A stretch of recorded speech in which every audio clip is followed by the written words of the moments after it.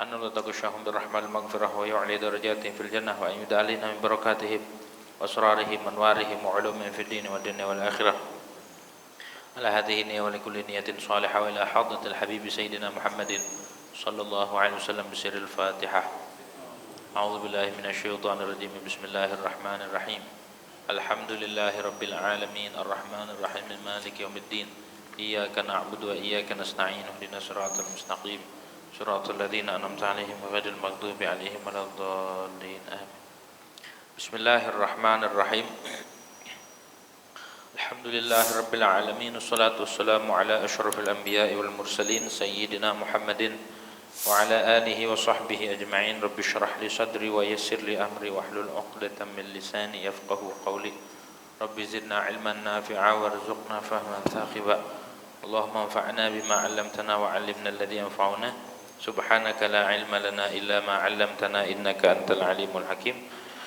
ولا حول ولا قوة إلا بالله العلي العظيم. أما بعد. قال المؤلف رحمه الله تعالى ونفعنا به وببركة علومه في الدارين آمين.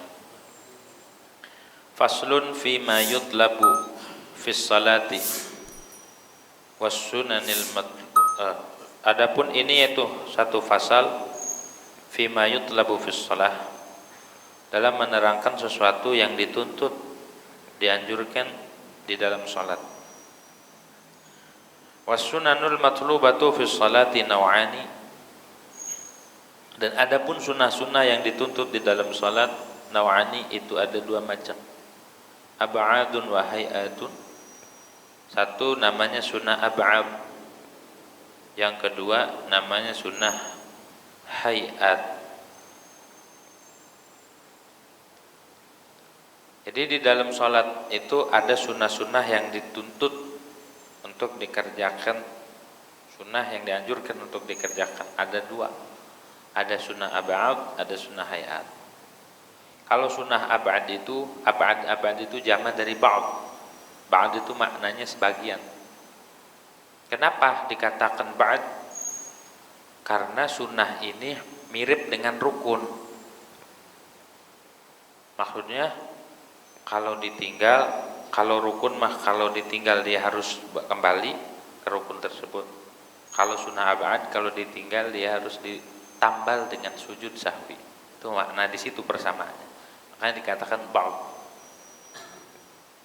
Kalau yang kedua sunnah hayat. Sunnah hayat itu kalau ditinggal tidak dianjurkan, tidak disunahkan sujud sahwi, tapi luput fadilahnya. Ada berapa? Fal ab'ad ishruna bi tariqit tafsil. Maka sunnah ab'ad di dalam salat itu ada 20 dengan jalan tafsil. Minha ail 20 al-qunut. Sebagian dari 20 itu ayat 20 tegas sebagian dari 20 al-qunut itu kunut namanya. Doa kunut asyamilu liqiyamihi, yang mencakup bagi berdirinya kunut. Jadi kunut itu termasuk sunnah ab'ad.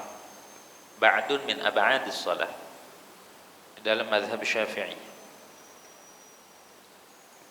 Juga mencakup berdirinya, kunut berdirinya, wassalati wassalami ala nabi sallallahu, dan membaca salawat dan salam atas nabi sallallahu alaihi wasallam, wa alihi, dan salawat atas salam atas keluarga, wa sahbihi, dan salawat dan salam atas sahabatnya. Berapa tuh jumlahnya? Kunut berdirinya, salawat berdirinya juga tuh,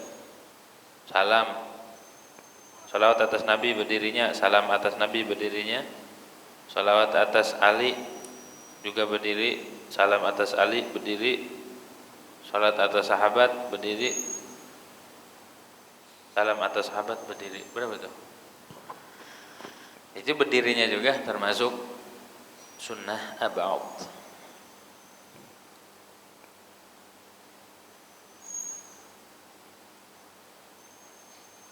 Wa qiyamuhu fi i'tidali thaniyati subhi, atau wa qiyamihi, dan mencakup bagi berdirinya dia di i'tidal kedua salat subuh. Wa i'tidal li witri nisfi Ramadan tsani, dan i'tidal di witir separuh Ramadan yang kedua dari tanggal 16. Itu disunahkan kunut. Apa itu kunut? Nah, ini dia. Wa huwa dzikrun mustamilun ala du'ain wa thana'in walau ayatan minal Qur'an. Kunut itu maknanya adalah zikir yang mencakup atas doa dan pujian. Yang penting di dalamnya ada doa dan pujian. Kalau kunut yang udah lumrah di kita, udah ma'ruf, itu lafaz yang masyhur. Apa lafaznya? Allahumma hdina fiman hadait. Kalau jadi imam, kalau sendiri Allahumma hdini fiman hadait. Artinya, ya Allah beri aku hidayah. Artinya itu, beri aku hidayah beserta orang-orang yang telah Engkau beri hidayah. Allahumma hdini, fi'nya bimakna ma'a. Ya Allah beri aku hidayah. Minta hidayah sama Allah. Kok minta hidayah? Ya di Fatihah aja kita diajarin ihdinas siratal mustaqim. Ya Allah tunjukkan kami jalan yang lurus. Emang belum lurus selama ini? Belum. Gitu ya. Emang kita udah lurus jalannya? Belum. Sholat iya, khusyuk belum. Khusyuk iya, ikhlas belum. Jadi selalu setiap hari, setiap detik kita dituntut untuk meminta hidayah sama Allah Subhanahu wa taala. Kadang sholat rajin, puasa rajin, taat sama suami belum, berarti kan belum dapat hidayah. Kadang lakinya juga sama, rajin ke masjid, rajin sholat, rajin baca Quran, tapi sama bini kurang perhatian. Awas, 2 tahun kagak diperhatiin, diambil pemerintah, disita pemerintah, gitu ya. Jadi kadang-kadang kita udah merasa benar aja, tapi di sisi lain ada kekurangan. Makanya Allah nuntut kita supaya minta hidayah terus. Kadang sama keluarga perhatian, sama ibadah rajin, tapi sama sesama belum. Kadang-kadang kita itu rajin di dalam ibadah, tapi hubungan sesama belum. Makanya minta hidayah. Kadang rajin ke masjid tiap hari, tapi masih aja pakai sendal temennya tanpa izin, gosok namanya, itu berarti belum dapat hidayah. Makanya minta hidayah sama Allah Subhanahu wa taala. Jangan menganggap kita udah bener aja, kelihatan udah bener, tapi di belakang ketika sendiri atau di dalam hati apa kita udah bener? Belum. Makanya minta hidayah sama Allah. Ya Allah saya belum bener nih, gitu, minta hidayah terus. Kenapa? Karena ngerumasa kita mah manusia lemah, lengah, banyak lalainya, banyak kurangnya. Apa dianggap kita ibadah ini sudah sah, sudah menunaikan syarat dan rukun? Belum tentu, gitu ya. Makanya kita minta hidayah terus, hidayah diampunin, hidayah banyak kesalahan nih, moga-moga diampun ya Allah, moga-moga kita diberi hidayah buat taubat. Kalau ninggalin sunnah, mudah-mudahan kita diberi hidayah untuk ngamalin sunnah. Kalau kita ngelakuin makruh, mudah-mudahan kita diberi hidayah ninggalin kemakruhan. Banyak kita kekurangan-kekurangan. Makanya tepat kita meminta hidayah sama Allah Subhanahu wa taala. Ada orang udah rajin ngaji, ama tetangga juga sopan, tapi masih baper, kesinggung, gampang kesinggung, gampang marah, gampang emosi. Berarti belum dapat hidayah dalam hal itu. Jadi banyak kita ini yang harus dibenahin. Makanya wajar kalau kita meminta hidayah sama Allah Subhanahu wa taala. Kalau diteliti ternyata diri kita masih banyak kurangnya, jangan ngelihat kelebihan ataupun ngelihat kebaikan terus. Kalau orang ngelihat kebaikan doang, timbulnya sombong ataupun ujub. Tapi kalau kita ngelihat kekurangan, mana ada orang ujub dengan kekurangan, yang ada malu. Kali dia bangga dengan dosa, ujub dia dengan dosa, nggak ada. Yang ada dia nggak berani. Gitu. Mana ada dia cerita-cerita semalam nyolong ayam dapat 2. Nggak mungkin, apalagi sampai diumumin di masjid. Nggak ada yang berani maksiat diumumin atau terang-terangan. Tapi kalau ibadah, maksiatnya nggak kerasa. Kalau nafsu di dalam ibadah nggak kerasa maksiatnya. Bangga lah, nyari perhatian lah, pengen dipuji lah. Itu kan maksiat. Nggak kerasa, halus nafsunya di dalam ibadah. Secara zahir dia sujud, secara zahir dia ibadah, tapi di hatinya dia merasa lebih baik dari orang lain. Apa bukan maksiat itu? Kita butuh hidayah kan? Kalau bukan Allah yang nunjukin kita, kalau bukan Allah yang ngasih hidayah, kalau bukan Allah yang ngebenahin hati kita, siapa? Maka dari itu pantas kita minta hidayah. Dan di kunut tuh doanya bagus banget. Allahumma hdini fiman hadait. Jangan merasa baik aja. Jangan merasa kita udah melakukan segalanya. Kalau diteliti, kalau dikebet, kalau dibukakan sama Allah Subhanahu wa taala, mungkin kita sendiri nggak sanggup muntah mencium bau busuknya dosa kita. Seorang ulama aja yang wali, Al-Imam Hasan Al-Basri,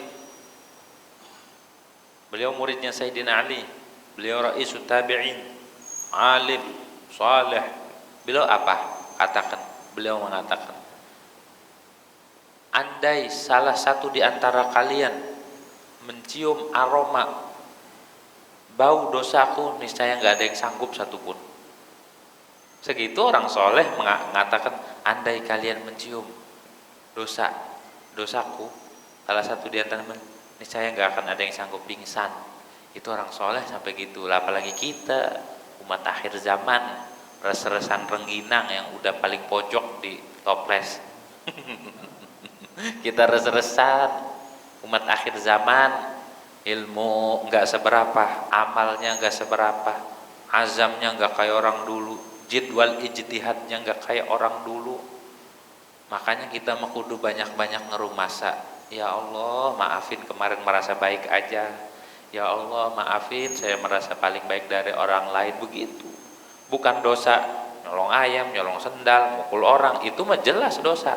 Ini dosa yang kagak kerasa mah dosa menganggap diri kita lebih baik dari orang lain. Makanya perlu hidayah kita itu, perlu bimbingan, perlu diterapi sama Allah Subhanahu wa taala. Bukan orang gila doang yang diterapi, orang stres doang diterapi, enggak. Diri kita itu perlu diterapi karena tidak sadar akan kekurangan. Kalau diteliti mah enggak ada yang sanggup. Andai dibuka nih dosa kita masing-masing, jangankan orang lain, mungkin kita juga muntah-muntah. Gak usah dosa, bau badan dewek aja kagak mandi seminggu, muntah dia. Gak usah lah bau badan, ngiler di bantal, dicium, muntah-muntah. Betapa kita banyak, apalagi dosa, baunya naudzubillah. Apalagi dosa kita, karena Allah sayang ditutupin.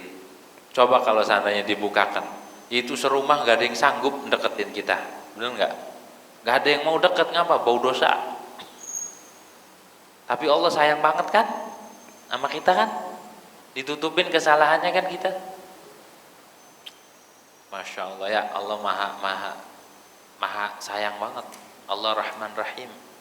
Segitu kita dosa besar, tapi Allah tutupin.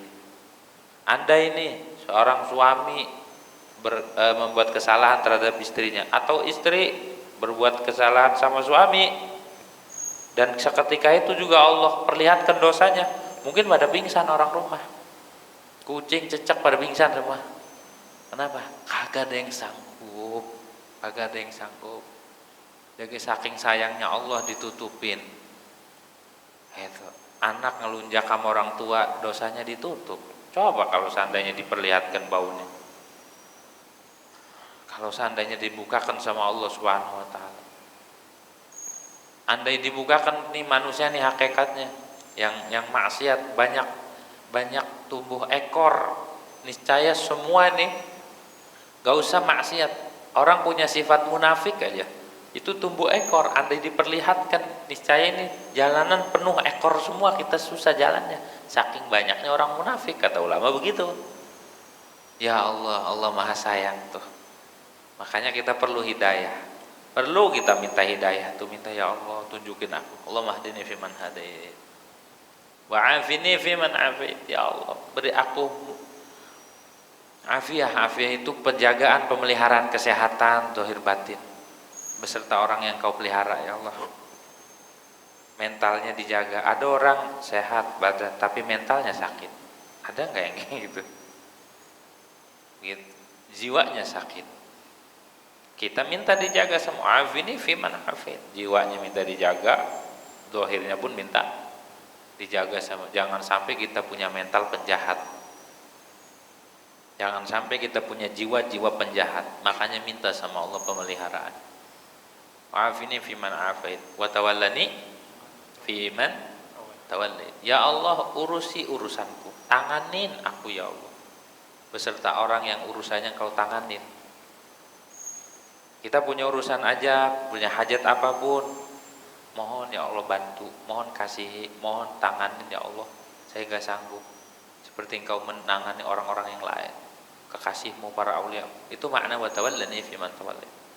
Orang tua punya anak lagi ngedidik, lagi dalam pendidikan, ya Allah tolong tanganin supaya anak tuh berhasil di dalam pendidikannya, di dalam belajarnya. Begitu. Punya suami lagi kerja lagi di luar, tolong ya Allah jaga dia. Begitu. Sang suami pun sama, ya Allah tanganin saya punya istri, tolong jaga ya Allah. Itu makna wa ta'ala. Bagus nggak doa itu maknanya? Bagus, tapi kita nggak mau ngedoa seolah-olah kita bisa. Nggak ada yang sanggup. Manusia ini nggak ada yang sanggup. Jangankan urusan orang lain, urusan pribadi aja nggak ada yang sanggup. Makanya ketika kita berdoa, itulah hakikatnya seorang hamba, minta sama Allah Subhanahu wa taala. Wa tawallani fiman tawallait. Ya Allah, saya enggak tahu suami atau istri di luar apain. Maka ya Allah tolong tanganin. Saya punya urusan, saya punya hajat. Mohon jaga ya Allah, kasihi saya. Wa barik li fima saya. Berkahi aku pada apa yang kau kasih. Semua apa yang kau kasih Allah tolong berkahin. Mau pakaian, mau rumah, mau kendaraan, mau makanan, apapun yang kau kasih semoga berkah ya Allah. Berkah itu dikit cukup. Itu namanya barokah. Ada barokah, ada berkat. Beda Bu ya. Ada berkah, ada berkat. Apa bedanya sih? Kalau barokah dirasa. Kalau berkat dimakan. Dibawa pulang ditenteng. Kalau berkat konsumsi zahir, konsumsi jasmani. Kalau berkah itu konsumsi rohani, batin. Itu namanya berkah. Gitu ya. Kalau jeruk itu vitaminnya berkah, kalau jeruknya berkat. Begitu aja dah. Jadi berkah itu ziyadah khair, ziyadatul khair al-ilahi, bertambah-tambahnya kebaikan dari Allah Subhanahu wa taala. Makanan dikit cukup buat sekeluarga. Oh, makanan seliter cukup buat 20 orang. Misalkan ini berkah berarti. Air minum sebotol cukup buat 10 orang misal. Itu namanya berkah. Hidup kita berkah, umur kita berkah walaupun pendek tapi dipakai buat kemanfaatan. Itu namanya barakah.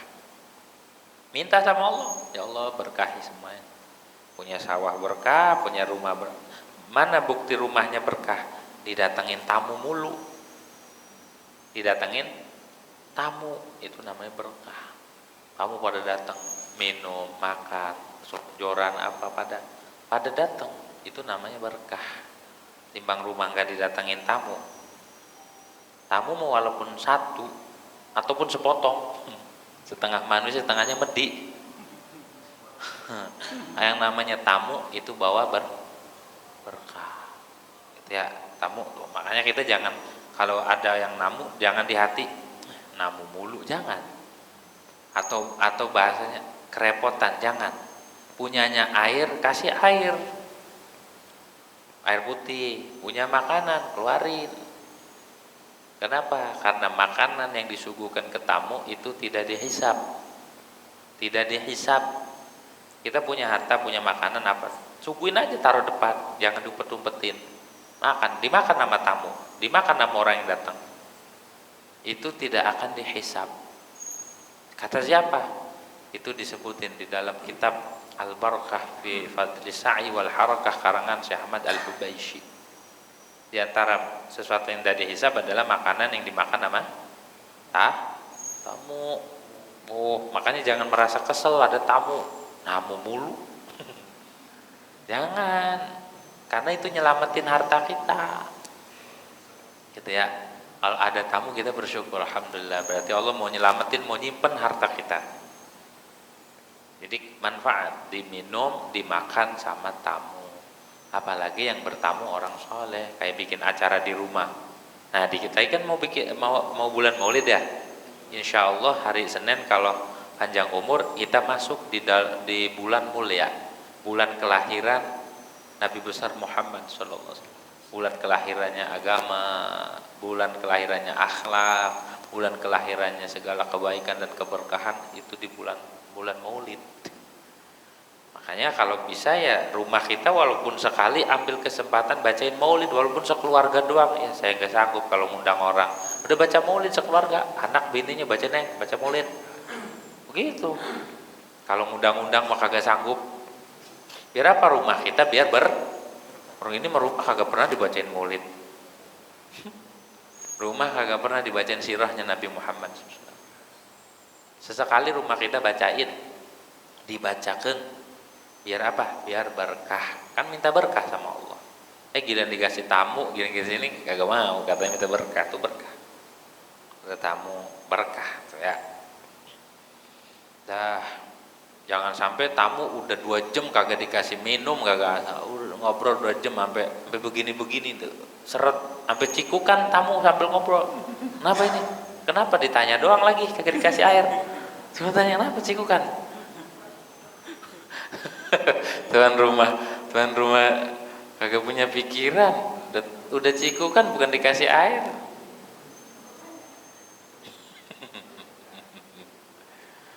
Atau tamu dikasih makanan bikin seret, kagak dikasih air. Cara ngusirnya halus, kasih makanan sagon apa kek, pokoknya yang seret-seret tuh, nggak dikasih air dia sampai dicikukan, sampai keseretan, kelojotan dia apa?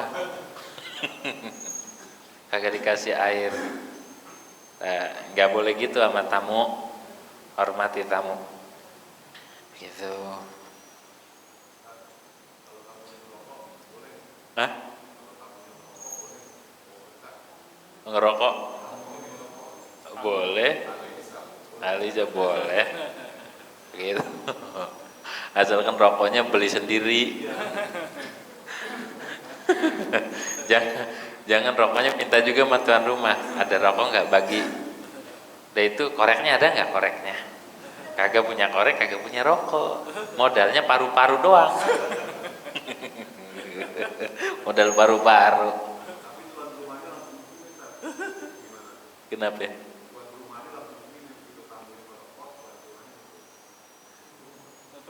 Nutup hidung.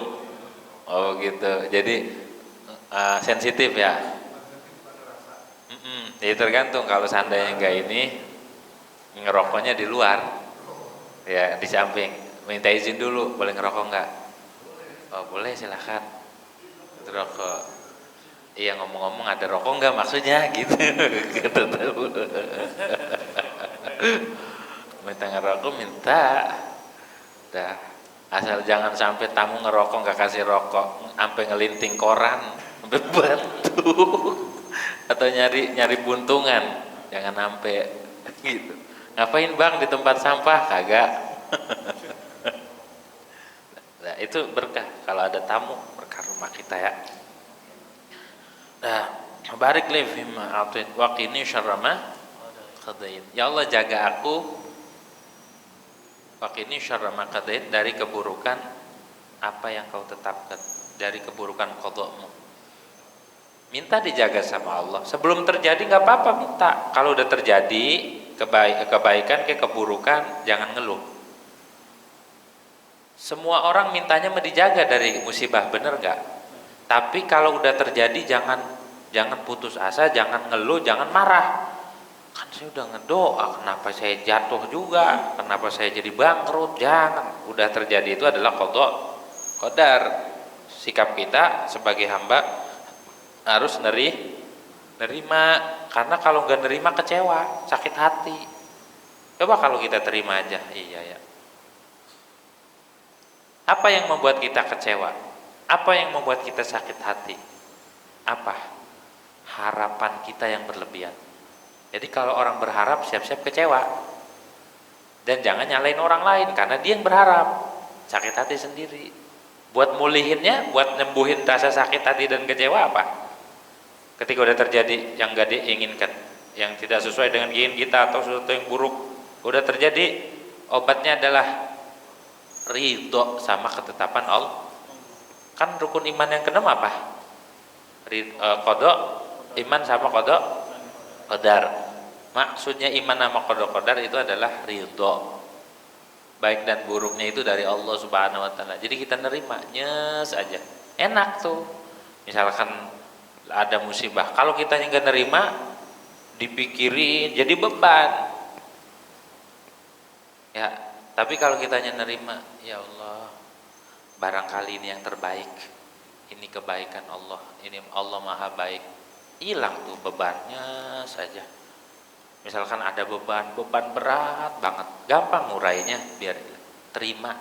Cara nerimanya katakan Allah maha baik. Tuh, gitu doang, nggak perlu pakai amalan ini amalan itu. Karena percuma orang baca ini baca itu, tapi hatinya nggak bisa memanage, hatinya dia nggak bisa nerima. Oh, dia mah rajin kalau zikir, Allah, sampai setan aja diseblak-seblakin, sampai tasbihnya, Allah. Tapi giliran ada musibah, dia nggak terima, ngamuk-ngamuk dia. Wah, ahli zikir sih begitu. Mendingan kita biasa aja, tapi kita selalu nerima akan ketetapan Allah. Ya, nerima apa yang Allah kasih, baik dan buruk. Ya kita juga semua pengennya mah baik, bener nggak? Tapi kalau terjadi yang tidak enak, nggak sesuai dengan diri kita, apa kita bisa ngelawan? Apa bisa kita menentang takdir? Kan gak ada yang bisa. Biar enak, katakan Allah maha baik. Katakan ini baik, ini kebaikan dari Allah SWT. Bersyukur aja gitu ya. Sebelum terjadi nggak apa-apa minta waqini syarra ma qadait. Tuh faedahnya kita minta dihindarkan dari keburukan qada dan qadar.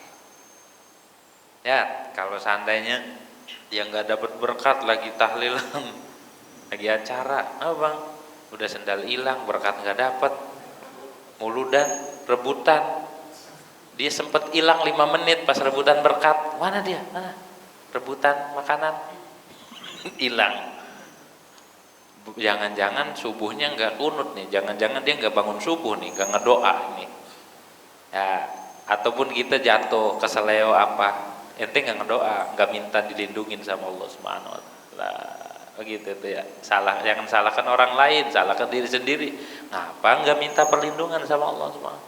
Tapi kalau udah minta kemudian terjadi aja, ingat semua itu terjadi, semua itu terjadi karena ketetapan Allah. Ya, jangan kecewa sama ketetapan Allah, jangan sakit hati, jangan protes, jangan ngeluh, jangan komen kalau sudah terjadi. Kalau belum nggak apa-apa minta berlindung, nggak apa-apa berlindung kita. Tapi kalau udah terjadi, jangan nyalain siapa-siapa, jangan nyari sebab.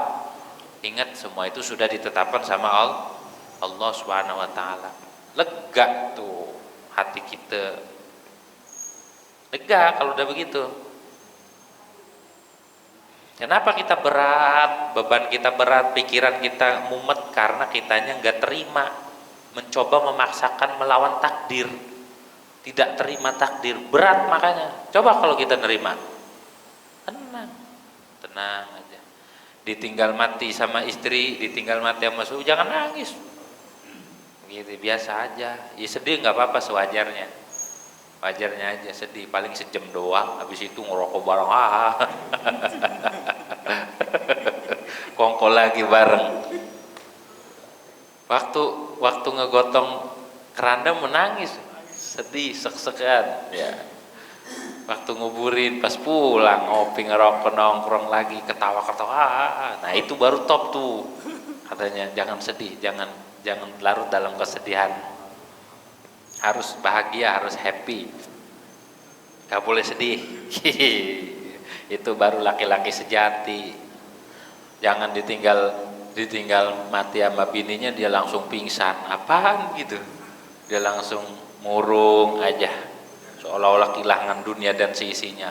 Cari lagi. Lagi gak ada yang ngomelin, udah mati. Gitu. Jangan sampai kita sedih terus menerus sedih. Gak boleh, namanya gak terima takdir. Jadi alasan jadi alasan sama bapak-bapak. Fa innaka taqdi wa la yuqta 'alaik. Sesungguhnya engkau itu menghukumi, menetapkan dan tidak ditetapkan atas, tidak dihukumkan atas. Innaka taqdi wa la yadhillu man walid wa la ya'izzu man 'adid. Gitu. Orang yang dikasihi sama Allah, disayang sama Allah, gak bakal terhina hidupnya.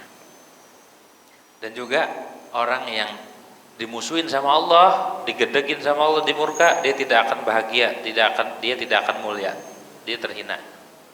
Kalau orang dimusuhin sama Allah, digedegin sama Allah, gak bakal hidupnya bahagia. Ala tu'izzu man adid tabarak rabbana wa ta'ala walakal hamdu ala ma qadid. Gitu ya, lakal hamdu ala ma qadid. Astaghfiruka wa natubu ilaik wa sallallahu ala sayyidina Muhammadin bil ummi wa ala. Itu dibaca semua, jangan ditinggalin. Kalau ditinggalin sujud sahwi kita, satu aja kalimat doa kunut tinggal, sujud sahwi. Tuh. Jadi isinya doa tuh. Jangan pernah kita berhenti untuk berdoa kepada Allah. Allah senang sama orang berdoa. Allah tuh demen. Walaupun kita tidak diijabah, jangan kita putus asa. Ya Allah, saya udah 10 tahun ngedoa wirid ini, kok enggak berhasil. Jangan putus. Ente udah berhasil sebenarnya. Apa keberhasilan kita? Keberhasilannya adalah kita berdoa. Kita udah memohon, udah menyebut nama Allah, udah bersimpuh. Itu suatu keberhasilan, pencapaian yang nyata, itu dia. Walaupun harapan kita belum dikabul, tapi doa kita udah nyata dikabul. Apa? Mulut kita digerakkan buat meminta sama Allah, tangan kita diangkat sama Allah buat memohon, hati kita digerakkan untuk memohon sama Allah. Apakah bukan pemberian Allah itu? Jadi jangan gara-gara pemberiannya belum dikabul akhirnya dia ngeluh, saya ngedoa capek. Itu ente bisa ngedoa emang gampang, itu taufik dari Allah, itu pemberian Allah subhanahu. Kita sholat malam, kita sholat 5 waktu, bukankah itu pemberian? Anaknya nurut, bininya nurut, nggak ada yang ngomel, nggak berantem, apakah itu bukan pemberian Allah? Iya ya. Nah, jangan kita fokus sama yang kita minta, tapi fokuslah sama yang ada, yang udah Allah kasih. Yang belum dikasih jangan kita nuntut, jangan protes, ngapa lama banget ya Allah, lama banget. Jangan protes, karena yang ngabulin itu bukan doa kita, tapi Allah gitu. Daripada nanti dibilang cerewet amat sih gitu ya, nggak usah, doa terus, doa, minta, jangan pernah berhenti. Kita siapa lagian pengen cepet dijabah? Nabi aja ada yang 40 tahun, para aulia aja ada yang ngedoa. Jangan bangga lagi kalau dijabah doanya, jangan bangga. Emang apa? Iblis juga doanya dijabah. Iblis tuh minta sama Allah, Rabbi fa'anzirni, ya Allah tempo aku, jangan dimatiin dulu, beri aku kesempatan sampai hari kiamat hidupnya, saya mau goda. Dijabah kata Allah, innaka minal munzarin, sesungguhnya engkau itu termasuk orang yang ditempokkan waktunya, enggak mati sampai hari kiamat. Itu dijabah. Kata Habib Salim dulu, jangan bangga dijabahnya doa kita, karena iblis juga doanya dijabah. Ini mau bangga, siapa yang sampai ditulis jasa doa, jasa doa, jadi jualan jasa. Siapa yang pengen doanya dijabah, hubungi segera. Jangan bangga punya doa dijabah, karena iblis juga. Tapi kita berbanggalah kalau diri kita dikasih kesadaran bahwa kita ini hamba. Tuh, Diri kita disadarin, iya ya saya hamba, saya hina banget, saya lemah. Jadi itu tuh yang penting lah. Daripada doanya dijabah jadi sombong, bukan doanya dijabah dulu. Jadi sombong. Gitu. Malah kan Allah nggak demen kalau sama orang sombong. Nah, itu kunut. Walau ayatan minal Quran, walaupun ayat dari Quran, doanya doa Quran, nggak apa-apa. Falau lam yashtamil alaihi ma lam yakun kunutan. Maka jikalau tidak mencakup atas zikir dan sana, enggak atas doa dan sana, kalau zikirnya enggak ada doa, enggak ada pujian, maka itu bukan kunut, lam yakun kunutan. Sawa unis subuh wal witr. Baik kunut subuh ataupun witir harus mengandung doa. Harus mengandung doa tuh. Wa qila yazidu fi kunutil witri akhir al-Baqarah. Dan satu pendapat mengatakan dikatakan seorang tuh menambahi di dalam kunut witir akan akhir surat Baqarah. Apa itu? Kayak Rabbana la tu'akhidna in nasina wa akhtana. Ya Allah, wahai Tuhan kami, jangan kau siksa kami ya Allah, jangan kau hukum kami, jangan kau sanksi kami. Rabbana la tu'akhidna in nasina. Jika kami salah, jika kami lalai ya Allah, jika kami lupa jangan sanksi, karena enggak sengaja ya Allah. Ketika kami lupa, lalai ya Allah, jangan kamu sanksi ya Allah. Rabbana la tu'akhidna in nasina akhtana. Rabbana wa la tahmil alaina isran kama hamaltahu 'alal ladzina min qablina. Ya Allah, jangan kau bebankan beban berat. Ya Rabbana wa la tahmilna wa la tahmil apa? Alaina isran. Jangan kau bebankan atas kami beban berat sebagaimana engkau bebankan, engkau pikulkan, engkau tanggungkan kama hamaltahu 'alal ladzina min qablina, sebagaimana kau tanggungkan pada umat-umat sebelum kami. Umat-umat dulu berat. Jangan ya Allah, jangan kasih yang berat-berat, yang enteng aja, yang kita sanggup. Rabbana wa la tuhamilna ma la taqata lana bih. Ini kalau seandainya direnungi makna yang terakhir. Ya Allah, jangan kau bebankan kami sesuatu yang kami tidak sanggup. Banyak tidak sanggup. Ada orang ya Allah kalau dikasih ekonomi begini terus saya nggak sanggup, tuh maknanya. Ada yang bilang ya Allah kalau seandainya saya jomblo terus nggak sanggup, itu maknanya. Ada yang bilang ya Allah kalau saya menjanda terus atau menduda terus nggak sanggup, itu maknanya. Maknanya luas. Ya Allah kalau saya tidak sanggup hidup begini, itu gitu. Rabbana la tuhammilna ma la taqata lana bih wa'fu 'anna waghfir lana warhamna anta maulana fansurna 'alal qaumil. Itu doa isinya, Masya Allah gitu ya. Jadi minta sama Allah, jangan kau kasih beban berat, jangan kau kasih beban yang ana enggak sanggup ya Allah, begitu. Wala budda 'ala hadzal qaul min qasdil qunut bihadhil ayat. Dan tidak mesti tidak atas pendapat ini dari bermaksud kunut dengan ini ayat. Kalau kita ngedoa dengan Quran di kunutnya, di hati harus ada qasad doa kunut. Kenapa? Likarahatil qiraah fi ghairil qiyam, karena makruh baca Quran pada selain berdiri. Waktu ruku, waktu sujud baca Quran, baca ayat, baca doa, makruh, harus ada qasad doa di situ. Harus ada qasad. Fahtija liqasdi dzalik hatta takhruja anha. Maka dibutuhkan bagi bermaksud yang demikian sehingga keluar hatta takhruja anha dari karahah, sehingga keluar daripada kemakruhan. Biar enggak makruh. Ya, biar tidak makruh. Ayat bacaannya itu biar tidak makruh tuh. Kunut. Jadi penting dan bagus kita berdoa kepada Allah Subhanahu wa taala untuk segala tujuan dan hajat-hajat kita, baik hajat dunia dan akhirat. Dah wa tasyahudul awal wallahu a'lam bishawab. Al-Fatihah. A'udzubillahi minasyaitonir rajim.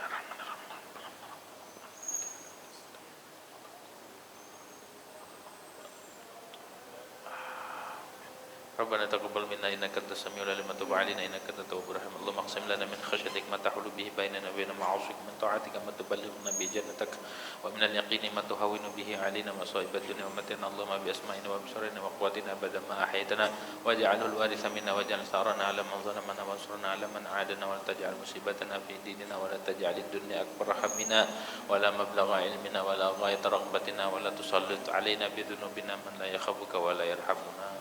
Rabbana atina fid dunya hasanah wa fil akhirati hasanah.